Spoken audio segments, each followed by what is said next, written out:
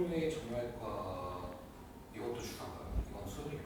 일단 뭐 디스크라는 게 이제 뭔지 간단하게 말씀드리면 이제 우리 척추라고 하는 이제 우리 몸의 중심이 되는 뼈가 있죠.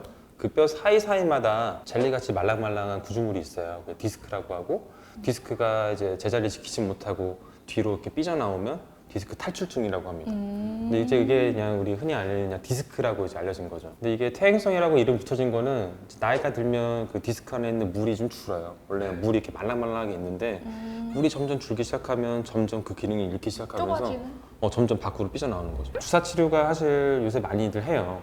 사실 예전에는 좀 수술들을 많이 했었어요. 네.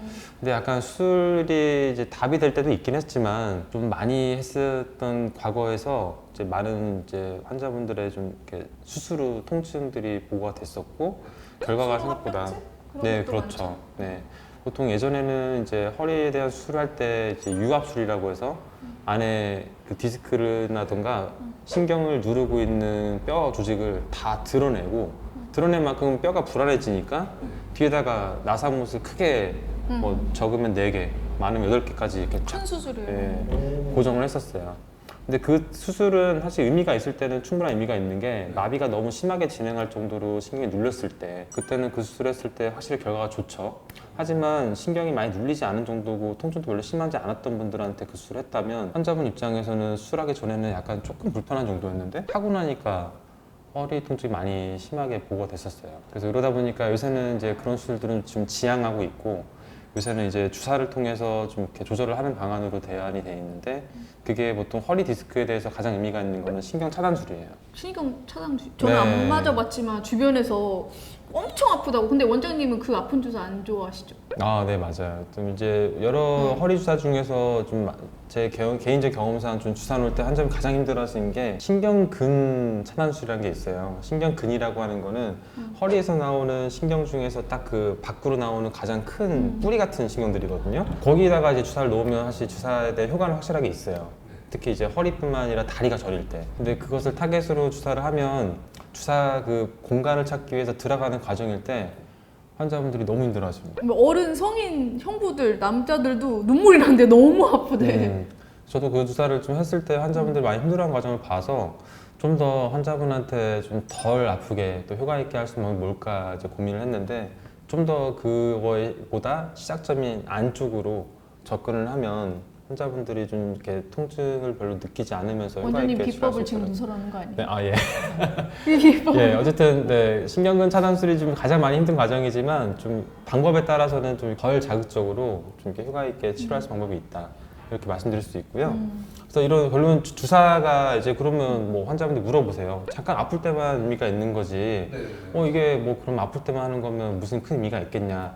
이 말씀들 하시는데 사실 우리가 허리가 이제 안 좋다, 디스크 안 좋다는 거는 나이가 들어서 나빠진 건 어쩔 수가 없어요. 하지만 우리가 항상 강조하는 게 운동이잖아요. 그러니까 운동을 통해서 뭘 얻고자 하는 거냐면 허리를 잡고 있는 근육이죠. 근데 이게 허리가 아파서 환자분이 힘을 잘 못 주겠다, 생활에 지장을 준다는 거는 그 사이에 허리에 있는 잡아주는 근육이 약해지기 시작해요.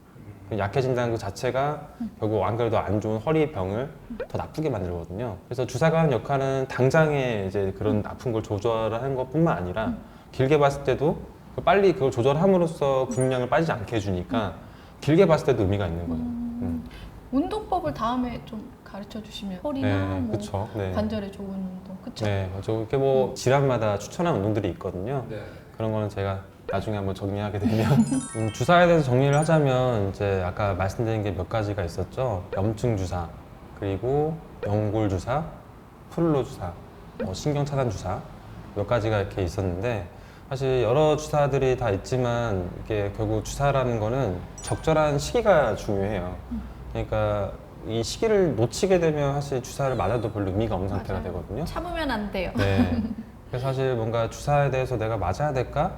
이 고민을 한다는 거는 어쨌든 통증을 느끼고 있으시다는 얘기이기 때문에 저는 그 고민할 시간에 그냥 가까운 병원 가셔서 이게 내가 주사 맞을 정도로 안 좋은 건지 평가를 받을 필요가 있다고 생각하거든요. 그래서 정리를 하자면 일단 염증 주사는 당연히 이제 염증이 있는 상태에서 의미 있는 주사라고 생각하시면 되는데 스테로이드만 보통 들어가지는 않고요. 요새는요. 다른 주사들을 같이 보충해 줌으로써 효과 있게 좀 치료해 드릴 수 있는데 그게 대표적인 게 뭐 유착 방지제라고 해서 좀 이렇게 염증이 생겼던 조직이 굳는 걸 좀 방지해주는 그런 걸 좀 들어갈 때도 있고 생리식염수라던가 아니면 아까 말씀드린 포도당 주사에 들어갈 수 있는 플룰로 주사를 같이 섞어 놓는다는 거야. 이렇게 하면 예전에 스테로이드만 과하게 썼던 거에 비해서는 효과가 비슷하게 이렇게 얻을 수 다른 치료 있으면서 방법으로. 부작용을 좀 덜하게 할 수 있어요.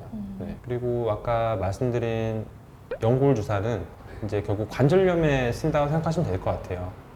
이제 대표적으로 알려진 게 무릎, 그다음에 어깨.